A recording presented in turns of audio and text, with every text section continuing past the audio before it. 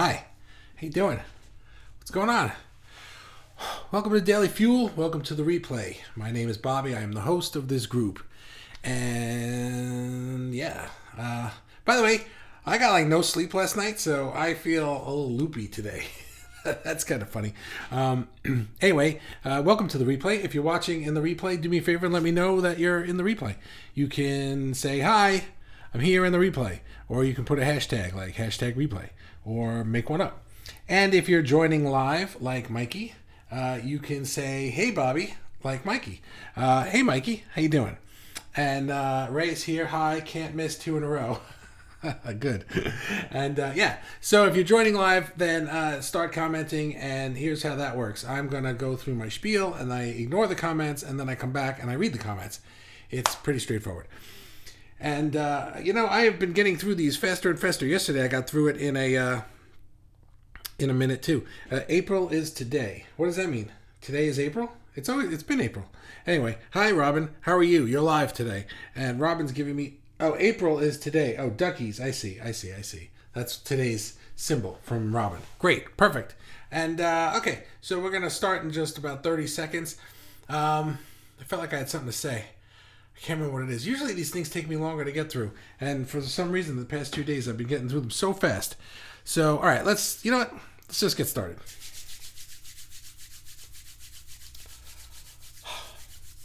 Audience. Okay, so yesterday we were talking about perspective and point of view, and I was talking about your own point of view and changing your own point of view so that you could see things differently and change up how you see the world and all that good stuff. And my buddy Mikey mentioned stuff about the audience's point of view, and I thought that's a good idea. That's an interesting thought. I hadn't thought of that yesterday. So we're gonna do that today. Now, your audience has a point of view, a perspective on your art. And the more you build an audience, the more people get into your audience, and the more established your art becomes, they're going to start to have a perspective, an idea of what your brand is, of what your art should be, what you bring to the show.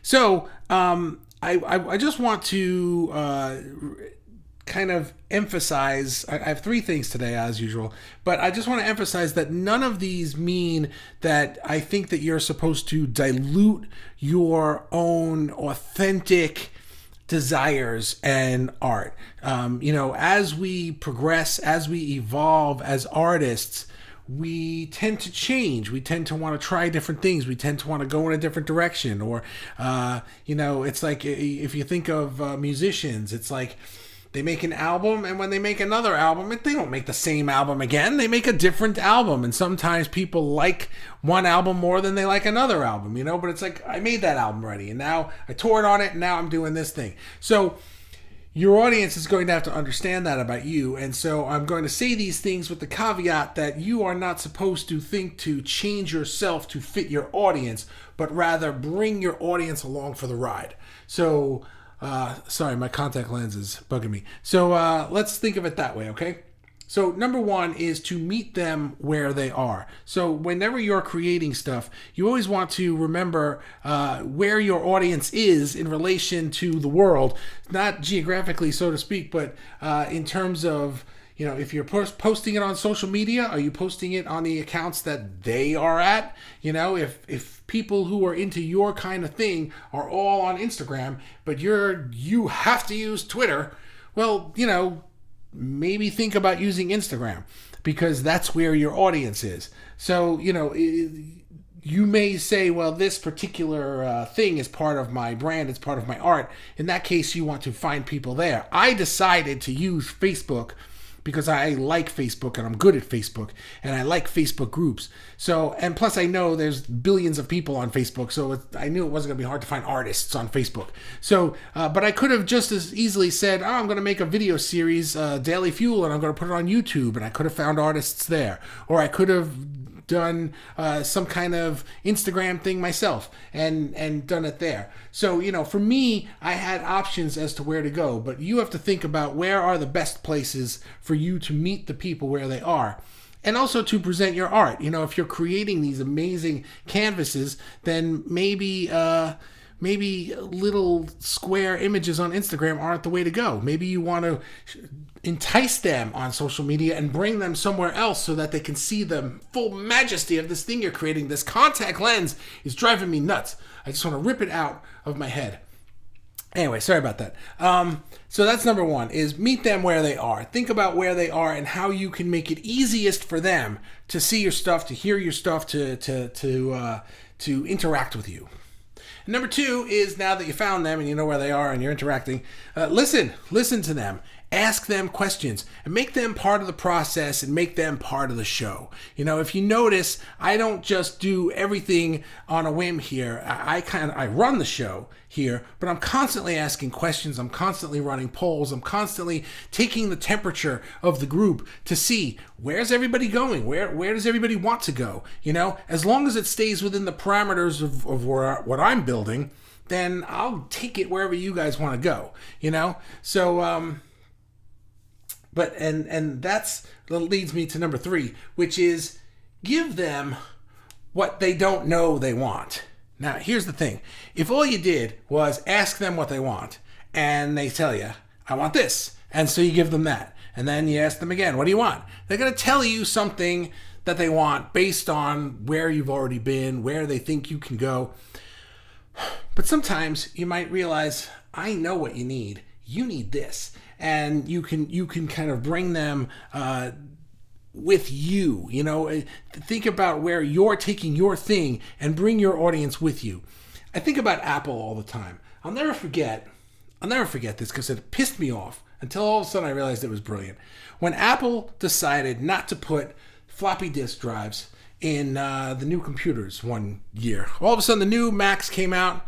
No disk drives. Remember the 3.5-inch drives? Not the big giant floppy ones, but the hard floppy disks, the 3.5. They just decided not to do that anymore. And then a few years later, they decided not to put DVDs in anymore. And that pissed me off until I realized, wow, that's brilliant too, because DVDs just stink. Apple knew that, yeah, we know if we asked you guys what you wanted, you would just say you wanted a faster floppy disk drive. But what you really need is this new technology, and we're building that instead. And in order to put that in the machines and keep them the size and the shape and the colors and the blah, blah, blah that we want, we got to get rid of that old crap. We got to move you guys away from that, because they knew that the future was going this way. And if all they did was ask you what you wanted, you would have kept them going down the same path. And so sometimes your audience might do that. I might ask things in the group sometimes, and I might get answers once in a while that I know, yeah, we're not going there, or that's not really where I'm taking things for me.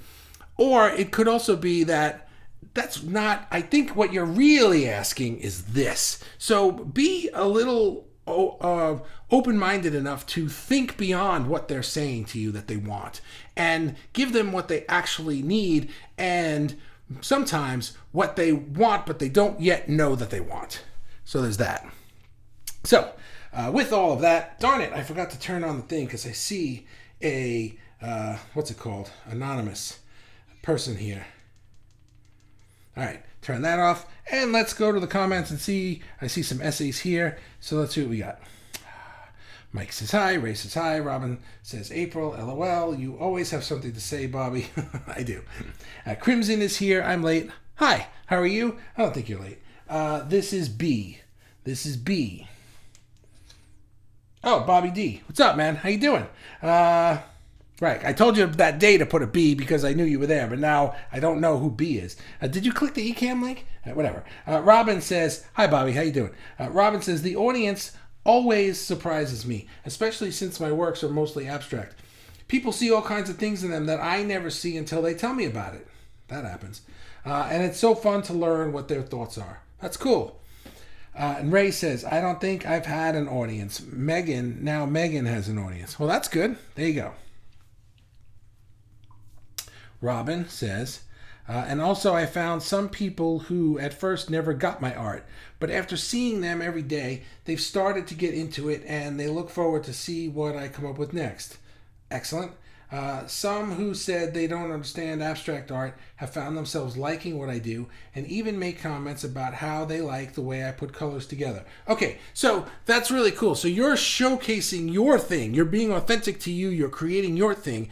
And people who didn't even know that they liked that are seeing it and going, oh, that's a new thing that I didn't even know I liked, and now I like it. Other people are going to see it and not like it, and they're just going to sort of go away, but the people who do like it are going to say something, and then they're going to see another one, and they're going to say something about that, and then they're going to have an opinion, and then they're going to talk to you and interact with you. So that's how you build an audience, exactly like you're doing there, Robin. Excellent. Who's that? It's Deb. Hi, Deb. How you doing? Deb says, "Morning, Bobby and company. It's morning for you. It's nighttime for me." And that's how the globe works. That's pretty cool. Robin says, "I find that actually suspect that what helps my audience are the titles I give my artworks." It helps them start their seeing process. And then it seems they see all kinds of things that even I don't see. Yeah, I like that because I actually like when you guys post stuff in the group but write something about it. Just anything to give me a jumping off point. Because with some of them, especially the abstract ones, I don't really know what your thoughts were.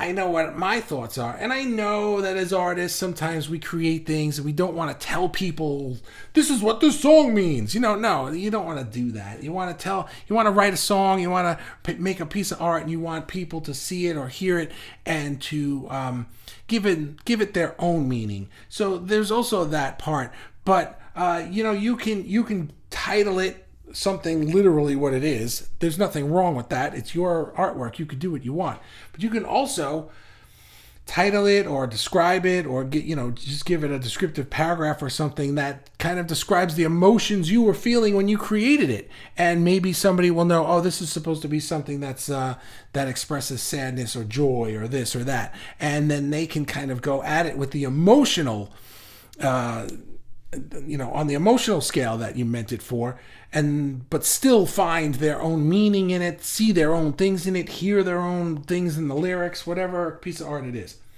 So that's pretty cool. Hector's here. What's up, buddy? And I see you. That's nice. Depending on the client, I like having their feedback throughout the process. Okay, so now we're talking about a specific client piece of art. In that case, yeah, you're going to want to have their feedback because the client is commissioning this or anything. I'm talking about a general audience. Maybe you're building an audience from which you can pluck new clients for future commissions. Those people are going to, you're not going to want to take on clients for commissions that ask you to make things that you don't want to make. So if you're kind of taking your general audience for a ride, saying like, this is what I'm about, and this is what I make, you do that, Hector, very well with your videos and your look and everything.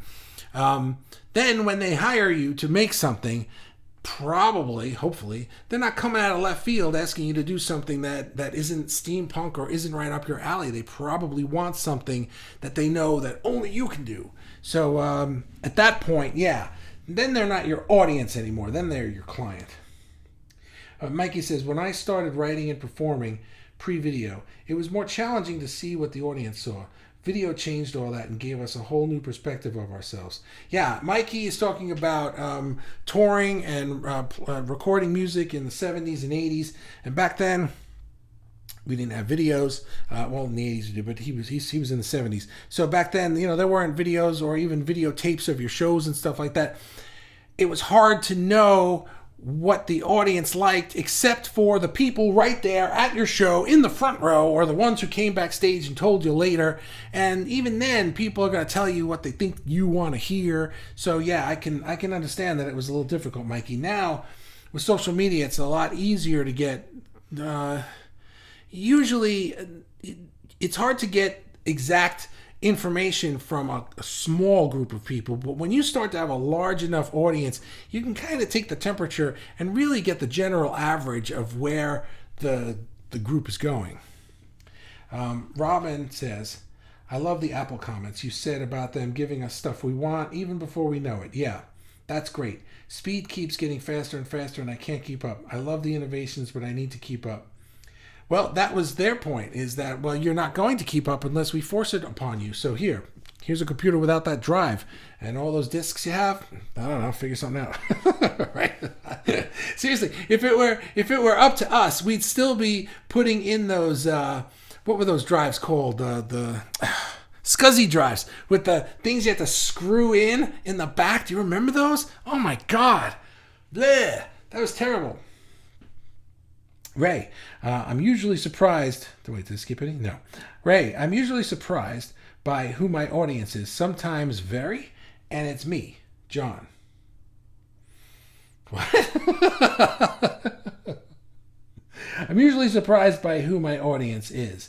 I'm going to just leave the comment there. I don't know what the me, John part is. But,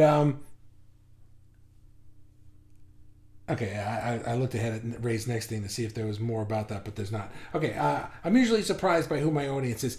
Actually, I am too. I'm going to tell you how. Because, we're in this group, and there's a lot of people who are pretty active, who post a lot, who come to Daily Fuels a lot, who hang out a lot, who comment on things.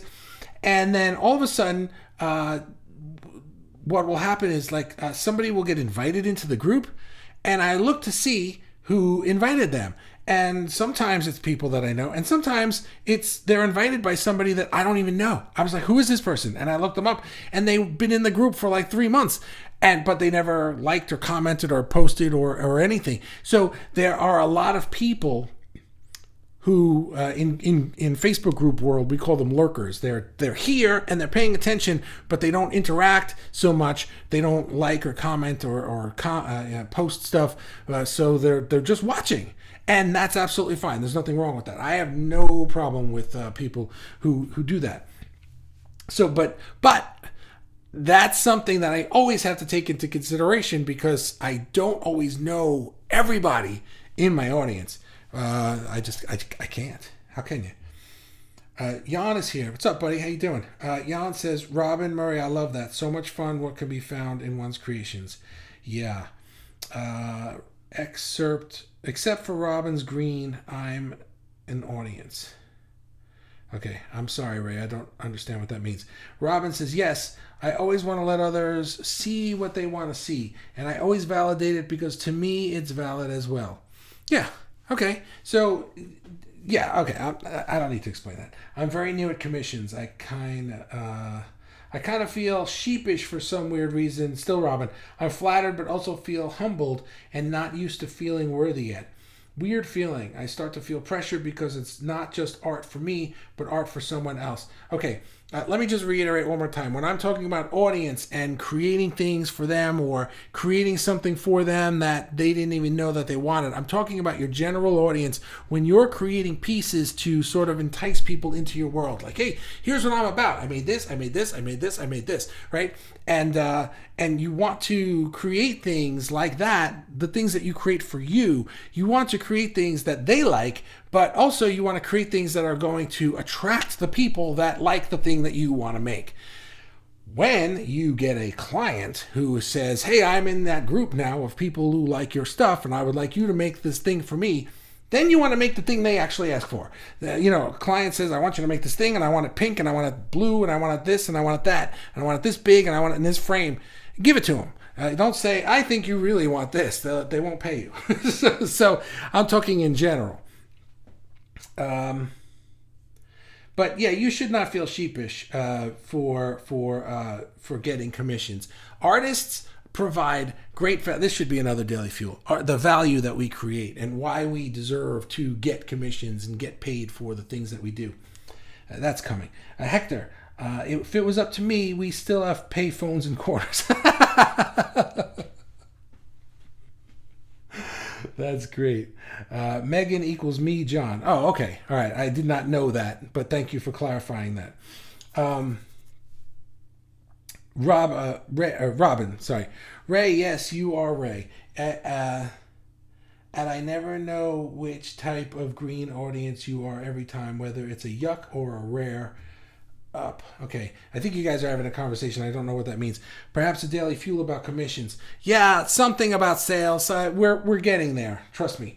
Robin, but the client said to me, make whatever I want, and I felt pressure. Oh, okay. Well, in that case, here's the deal.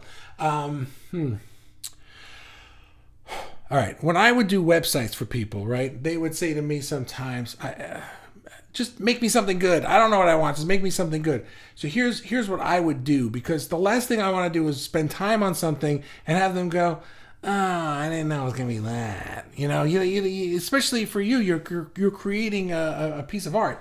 You don't want to put all this time and effort and energy into it, only to find out that, oh well, I told you to make whatever you wanted, but I don't like that. So what else you got?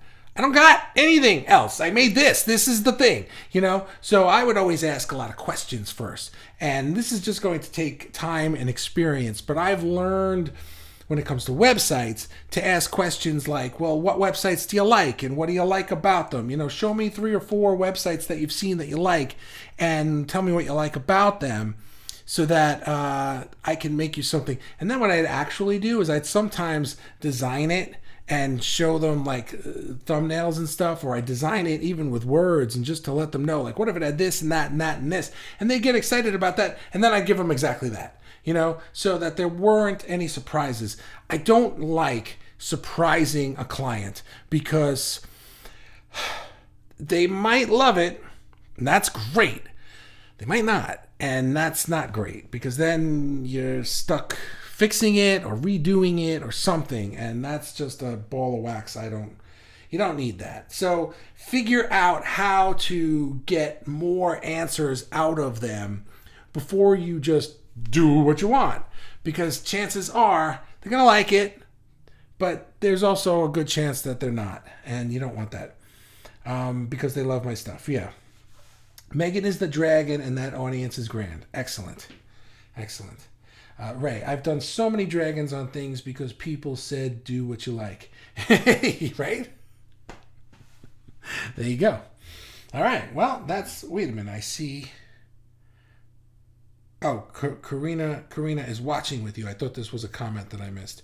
Yeah, okay. So that was back there. All right. I got all these. Excellent. Well, guys, I think we're done. No, we're not. Mikey, I went totally original and non-conforming when I did Jerry Herman's website, and they loved it because it was different and simple. Yeah, so for websites, I wouldn't build the whole website. Even for the commission, if you want to do what you want, maybe you can sketch it first. I would show them something that doesn't put 150 hours of work into it, and then, ta-da, here it is. You haven't seen anything. You don't know where I'm going with it, right? But I would put a couple hours into it maybe, and then say, hey, here's the direction that I'm going. Is this good? Do you like it? What would you change? What do you want different? Something like that.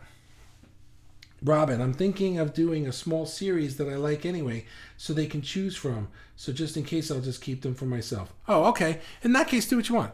If that's the case, if well, if they don't like this, and I'll make them something else, well, I can do something else with this. That's a completely different story. If I make a website for somebody and they don't like it, I can't say, hey, does anybody want a website for this other guy's company? Nobody wants that, right? So there you go. All right, guys, I'm done. Let's say goodbye. So here's a bonus thing with you and your audience. Always, always, always show great appreciation for your audience. Make them part of the show and make them part of the process, but give them what they don't yet know that they want. But everybody wants appreciation, so always do that. So in that vein, thank you very much for hanging out with me today. I am always very grateful for that. Oh, wait, I got to read this one. Karina popped in at the very end. Commissions are worth it afterwards, but I'd be lying if I said I like doing what people tell me to do. Yeah, I know what you mean. You just want to make your own thing, right? And Hector says, yes, I must have said something very smart. So I'll just take that as a compliment to my genius. Thank you. All right, guys. Karina, it's nice to see you here on Daily Fuel today, but we are at the end. So thanks, guys, very much for hanging out with me. I appreciate it, as always. I will see you tomorrow. Take care. Bye. Karina says, ha, ha, ha. Okay, bye.